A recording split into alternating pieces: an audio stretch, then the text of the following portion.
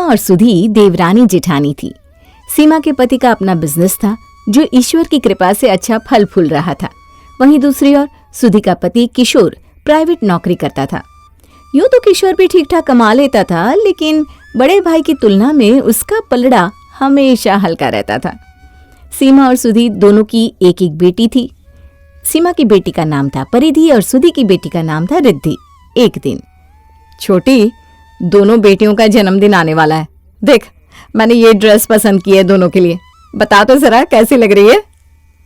जीजी, ये ड्रेस तो बड़ा महंगा दिखाई दे रहा है।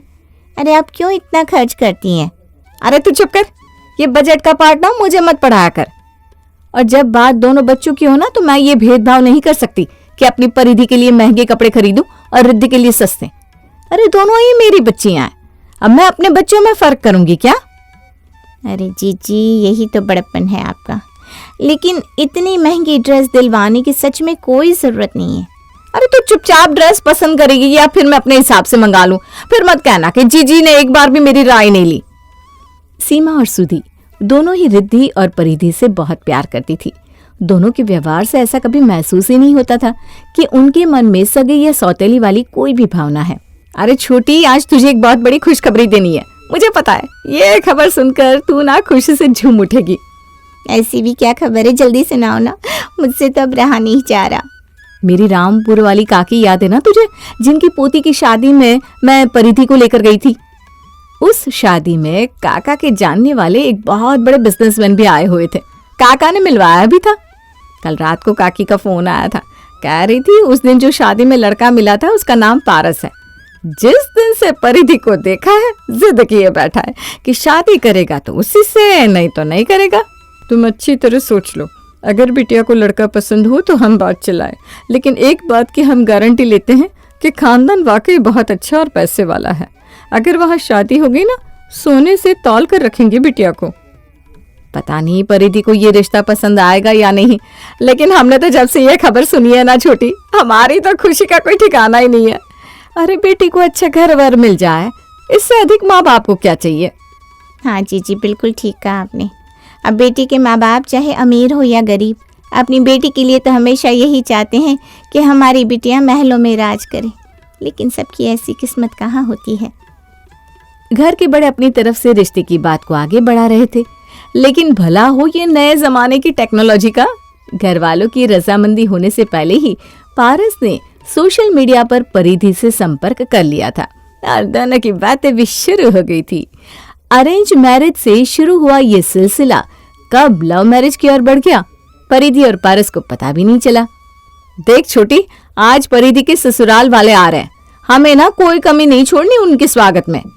अरे जीजी, अभी रिश्ता पक्का कहाँ हुआ है? अभी से ससुराल वाली क्यों कह रही है? ऐसा कहिए कि आज परिधि के रिश्ते वाले आ रहे हैं। अरे ये तो एक फॉर्मेलिटी है, बाकी ये बात तो सभी जानते हैं कि जब लड़का लड़की राजी तो क्या करेगा काजी। समझ गई ना? दोनों देवरानी जेठानी हंसते मुस्कुराते दौड़ती भागती मेहमानों के स्वागत में लगी हुई थी। कुछ देर बाद लड़के वाले आते हैं और उनके सामने परिधि को दिखाने का औपचारिक कार्यक्रम शुरू हो जाता है। देखिए बहन जी, इस बात में तो कोई शक नहीं कि आपकी बेटी खरा सोना है। अरे भाई, आपके सोने की चमक तो हमें वहाँ इतनी दूर बिलासपुर में भी दिखाई पड़ रही थी, तभी तो हम दौड़े चले आए आपकी बिटिया से मिलने। ये तो आप लोगों की नज़र की बात है कि आपने मेरी बिटिया को सोना समझा। दोनों बच्चे इस रिश्ते से खुश हैं, इससे ज़्यादा और माँ बाप को क्या चाहिए। कुछ देर की औपचारिक बातों के बाद पारस और परिधि के रिश्ते पर मोहर लग जाती है।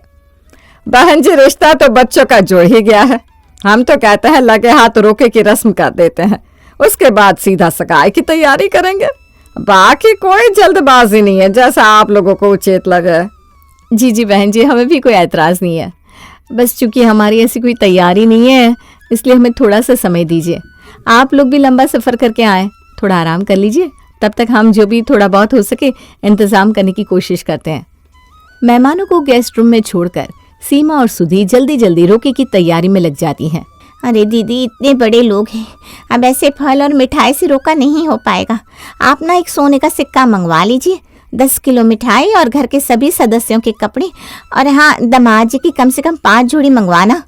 बिल्कुल ठीक कह रही है छोटी, एक नहीं 5 सोने के सिक्के मंगा लेते हैं, एक ही तो दामाद है हमारा। सच्ची तू रहती है ना तो मुझे किसी बात की चिंता नहीं होती, कितनी सहजता से सब संभाल लेती है। रोकी का नाम सुनकर मेरे तो हाथ पैर फूलने लगे थे। ठीक है किशोर, ऐसा करो तुम जल्दी से बाजार जाकर सब सामान लेकर आओ, तब तक हम थोड़ी हॉल की सजावट करवा देते हैं। 3 घंटे बाद रस्म है, अब इन 3 घंटों में जो हो पाए वही ठीक है। सीमा और सुधी ने एड़ी चोटी का जोर लगा दिया था कि शादी का ये पहला फंक्शन किसी भी मायने में सूना ना लगे। किसी तरह दौड़ते भागते 3 घंटे में सारी तैयारियां पूरी होती हैं और पारस और परिधि रोका सेरेमनी के लिए जाकर सोफे पर बैठते हैं। आओ छोटी, दामाद जी को अपने हाथ से फल, मिठाइयाँ और सोने का सिक्का दो। अरे जीजी लेकिन मैं क्यों, आप करिए ना। अरे तू भी तो इसकी माँ ही है ना, मुझसे ज्यादा तुझे इसकी चिंता रहती है। सच बताए तो ये जितनी भी व्यवस्था आप लोग देख रहे हैं ना, सब इसी की हुई है, इसलिए दामाद जी का रोका करने का पहला अधिकार भी तुम्हारा ही है। अब तुम शर्माओ मत, यहाँ आकर माँ होने का फर्ज निभाओ। वाह बहन जी वाह, आप दोनों देवरानी जेठानी का प्यार देखकर तो हमारा मन भी गदगद हो गया। सच्ची देवरानी जेठानी में लड़ाई झगड़े के किस्से तो हमने बहुत सुने थे, लेकिन ऐसा प्यार पहली बार देख रहे हैं। और हमें तो इस बात की बहुत खुशी है कि हम ऐसे परिवार से लड़की लेकर जा रहे हैं जिसने अपने परिवार में इतना अच्छा माहौल देखा है। आप निश्चिंत रहिए बहन जी, हमारी परिधि ना लाखों में एक है, एक नहीं 2-2 माओं की परवरिश मिली है उसे। हमारी बिटिया गुणों की पूरी खान है, आपके पूरे परिवार को अपने अच्छे व्यवहार से जोड़ कर रखेगी ये। रोका की रस्म तो पूरी हो गई, अब आज से परिधि बिटिया हमारी हुई। बस कुछ दिन की मोहलत दे रहे हैं आप लोगों को बिटिया की सगाई और शादी की तैयारी के लिए। उसके बाद तो हम ढोल बाजे के साथ आएंगे और अपनी अमानत को आपके घर से अपने घर ले जाएंगे। और वैसे भी भाई हमारा लड़का उतावला हुआ जा रहा है। क्या पापा, आप भी कैसी बातें करते हैं? क्यों भाई, हमने कोई झूठ कहा क्या? जल्दी ही परिधि और पारस की सगाई की तैयारियां शुरू हो जाती हैं। सगाई के 2 दिन बाद, बहन जी आज एक अननोन नंबर से हमारे पास फोन आया और फोन पर हमें आपकी बेटी के बारे में कई उल्टी सुल्टी बातें बताई गई।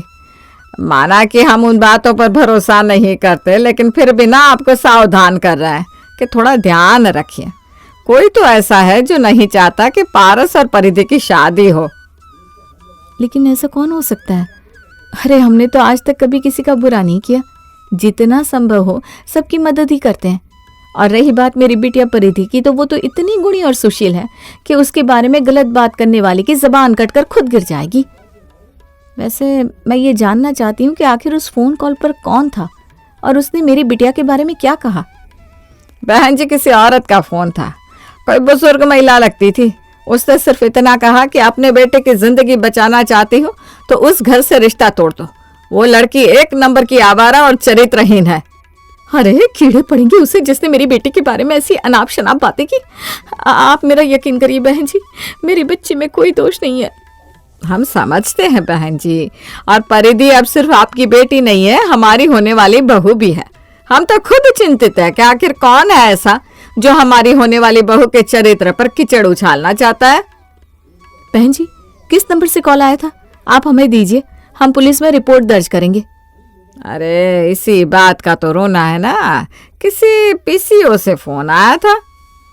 समधन की बात सुनकर सीमा के माथे पर चिंता की लकीरें खिंच गई थी। अचानक से उसका पूरा शरीर पसीने से भीगने लगा था और वो घबराते हुए धम से कुर्सी पर बैठ जाती है। अरे जीजी, जीजी क्या हो गया, ऐसे अचानक से घबरा क्यों गई आप? छोटी, समधन जी का फोन आया था, कह रही थी उनके पास किसी अजनबी नंबर से फोन आया जिसने हमारे बिटिया के बारे में बहुत सी अनाप शनाप बातें की। मेरा तो सर चकरा रहा है, आखिर ऐसा कौन हो सकता है और हमारी बिटिया की किसी के साथ क्या दुश्मनी? वो तो हमारी समधन इतनी समझदार है, कह रही थी बिटिया के बारे में ऐसा वैसा नहीं सोचेंगे। आप चिंता मत करिए, लेकिन फिर भी मैं तो माँ हूं ना छोटी, मेरा दिल तो घबराता ही है, कहीं ऐसा ना हो कि बनी बनाई बात बिगड़ जाए। अरे जीजी शुभ शुभ बोलिए, ऐसा कुछ नहीं होने वाला। और आप पहले ठंडा पानी पीजिए, अपनी तबीयत का ख्याल रखिए, बाकी सब अच्छा ही होगा। 2 दिन बाद, सीमा जी आज तो हद ही हो गई, पिछली बार के फोन कॉल से हमारे ऊपर कोई असर नहीं हुआ, तो आज कोई हमारे घर में एक चिट्ठी डाल कर गया है। उस लिफाफे में चिट्ठी के अलावा कई सारे फोटोग्राफ भी थे। जब हमने खोलकर देखे तो परिधि के गंदे फोटोज थे। उन गंदी तस्वीरों को देखकर एक पल को तो हमारा कलेजा भी धक से रह गया था। कोई और लड़का होता ना तो शायद इन तस्वीरों को देखकर रिश्ता तोड़ देता, लेकिन मेरा पारस कहने लगा, मैं मान ही नहीं सकता माँ कि मेरी परिधि ऐसा कर सकती है। मैं अभी इन फोटोग्राफ की जांच करवाता हूँ, अभी पता चल जाएगा कि ये फोटो असली है या नकली। आजकल टेक्नोलॉजी का जमाना है माँ, किसी के भी फोटो पर किसी का भी चेहरा लगाया जा सकता है, और मैं इतना मूर्ख नहीं हूं कि इस जाल में इतनी आसानी से फंस जाऊं। पारस ने जांच करवाई तो पाया कि वो फोटोग्राफ वाकई नकली थे। किसी ने कंप्यूटर से परिधि की तस्वीरों के साथ छेड़छाड़ करके उन्हें बनाया था, और उन तस्वीरों के साथ जो लेटर आया था उसमें भी परिधि के बारे में बहुत सी अनाप शनाप और गलत बातें लिखी हुई थी, जिनके बारे में तो आप ना ही जानो तो बेहतर होगा। मैं नहीं जानती कौन मेरी बेटी के पीछे पड़ा है। अरे पता नहीं क्या बिगाड़ा है मेरी बच्ची ने किसी का। शादी में बस 10 दिन बचे हैं और न जाने कौन है जो ये सब कर रहा है। अब तो बस राम जी किसी तरह ये शादी पार कर दे। अरे रुकिए, अभी मेरी बात पूरी नहीं हुई। आप ये बताइए, पिछली बार उस फोन कॉल के बारे में आपने किस किस को बताया था? किसी बाहर वाले को तो नहीं बताया समधन जी, बस हम परिवार के लोगों को ही पता है इस बारे में। और किसी के साथ तो ऐसी बातें जिक्र करने का मतलब अपने परिवार की बदनामी करना ही हुआ ना। तो फिर उस ब्लैकमेलर को कैसे पता चला कि हम उसके फोन कॉल को सच नहीं मान रहे? उसने लेटर में लिखा है कि पिछली बार उसकी बताई हुई बातों पर हमने यकीन नहीं किया, इसलिए वो सबूत भी भेज रहा है। अब आप ये सोचिए, ऐसा कौन है जिसको पता था कि हमें परिधि पर यकीन है और हम उस फोन कॉल पर यकीन नहीं करेंगे? मेरा तो दिमाग ही काम नहीं कर रहा। बहन जी, ऐसा कौन हो सकता है? आप मेरी एक बात मानिए, मेरी और आपकी कुछ भी बात हुई है, ये बात आप किसी को भी मत बताइएगा, यहाँ तक कि परिधि के पिताजी को भी नहीं। पता तो चले आखिर कौन है जो ये सब कर रहा है। ठीक है बहन जी, जैसा आप उचित समझे। मैं वादा करती हूँ कि आपकी और मेरी बातचीत के बारे में किसी से जिक्र भी नहीं करूंगी। फोन रखने के बाद मैंने तो उस फोन कॉल के बारे में सिर्फ किशोर, सुधी, रिद्धि और परिधि के पापा को बताया था। ये सभी तो मेरे अपने हैं, फिर कौन हो सकता है? कहीं रिद्धि तो ये सब नहीं कर रही? बहन की बड़े घर में शादी हो रही है, हो सकता है उसे परेशानी हो रही हो। सीमा अभी सोच ही रही थी कि तभी उसके फोन पर एक मैसेज आता है। परिधि, तुम जानती भी हो, हमारा रिश्ता तोड़वाने के लिए तुम्हारे ही घर का एक सदस्य एडी चोटी का जोर लगा रहा है। वो बस ये चाहता है कि किसी भी तरह से हमारा रिश्ता टूट जाए। कैसी बात कर रहे हो तुम पारस? मेरे परिवार में ऐसा कौन होगा जो नहीं चाहेगा कि मेरी शादी तुमसे हो? तुम जानते भी हो मेरे घर में सब लोग मेरी शादी से कितने खुश हैं। मैं यूं ही नहीं कह रहा हूं परिधि, कुछ सोच समझ कर कह रहा हूं। तुम्हारी चाची नहीं चाहती कि तुम्हारी शादी मुझसे हो। यकीन ना हो तो जाकर अपनी चाची से पूछ लो। मेरी माँ समान चाची के ऊपर इतना बड़ा इल्जाम लगाने से पहले तुम्हें 100 बार सोचना चाहिए था पारस। मैं कभी मान ही नहीं सकती कि मेरी चाची मेरे बारे में कुछ भी गलत सोच सकती है। अरे माँ से बढ़कर प्यार दिया है उन्होंने। तुम्हें रिश्ता तोड़ना है ना, तो तुम सीधे सीधे कहकर भी तोड़ सकती हो। इस तरह की बातें करके अपना सम्मान मेरी नजर में मत गिराओ। अरे तुम्हारे लिए आज तुम्हारी चाची ज्यादा इंपॉर्टेंट हो गई और मैं कुछ भी नहीं। तुम जानती नहीं हो तुम्हारी चाची ने क्या क्या किया है। चुप हो जाओ पारस, बस। अब एक शब्द और नहीं सुनने वाली। मुझे नहीं करनी तुमसे शादी। जो लड़का शादी से पहले ही मेरे परिवार पर लांछन लगा रहा है, शादी के बाद पता नहीं क्या क्या करेगा। इतना कहकर परिधि फोन काट देती है और रोते हुए अपनी चाची के पास जाती है। चाची माँ, बंद करो ये शादी की तैयारी। मुझे पारस से शादी नहीं करनी। ये क्या बकवास कर रही है? क्यों नहीं करनी तुझे शादी? अब जानती भी हो माँ, पारस ने चाची के बारे में क्या कहा। वो कहता है कि चाची हमारा रिश्ता तोड़वाना चाहती है और उन्होंने मेरे बारे में अनाप शनाप बातें लिखकर उनके घर चिट्ठी भेजी है। पिछले 25 साल से चाची ने मुझे माँ की तरफ प्यार दिया है। मुझे नहीं करनी ऐसे लड़के से शादी जो मेरे माँ बाप पर उंगली उठाए। पारस बिल्कुल ठीक कह रहा है, ये सब तेरी चाची ने ही किया है। माँ, आप भी अब चाची के बारे में ऐसा कैसे कह सकती हो? अरे कोई भी आपको कुछ भी कह देगा और आप उसकी बातों में आ जाओगी क्या? मुझे आपसे ये उम्मीद नहीं थी माँ। मैं अच्छी तरह जानती हूँ कि मैं क्या कह रही हूँ। ये देख, ये वही चिट्ठी है जो इसने पारस के घर भेजी थी। इस हैंडराइटिंग को तो तू पहचानती होगी ना? वैसे तो सुधी ने अपनी हैंडराइटिंग बिगाड़ कर लिखने की पूरी कोशिश की है, लेकिन 35 सालों का लंबा साथ है हमारा। तेरी रग रग से वाकिफ हूं मैं सुधी। सिर्फ हैंडराइटिंग नहीं, ये जो गुलाबी लेटर पैड है ना, इसे भी बहुत अच्छी तरह पहचानती हूं मैं, क्योंकि तुम्हारी 25वीं एनिवर्सरी पर ये मैंने ही तो तुझे गिफ्ट में दिया था। मुझे माफ कर दो जीजी, ईर्ष्या ने अंधा कर दिया था मुझे। बस किसी भी तरह ये रिश्ता तोड़वाना चाहती थी मैं। जिस दिन से रिश्ता हुआ है, आप लोग पानी की तरह पैसे बहा रहे हैं। इतना धन प्रदर्शन सिर्फ इसलिए ना कि बड़े घर में आपकी बेटी का रिश्ता हुआ है। लेकिन कभी सोचा है कि आपकी देवरानी के दिल पर क्या बीतती होगी आपको ऐसे पैसा बहाते देखकर? इस तरह तो सारे अच्छे रिश्ते बस बड़े घर की लड़कियों को ही मिलेंगे।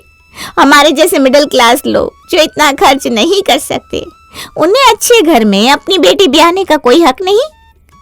आपकी ये लाखों की शादी देखने के बाद कैसे मिलेगा मेरी बच्ची के लिए अच्छा घर?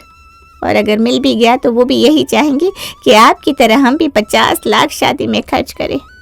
बस अपनी बच्ची की भलाई के लिए ही मैंने वो सब किया। हालांकि छोटी ने जो किया उसकी कोई माफी नहीं है, लेकिन उसके प्रश्न भी गलत नहीं थे।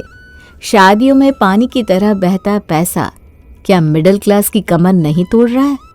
अपनी राय कमेंट में जरूर बताइएगा।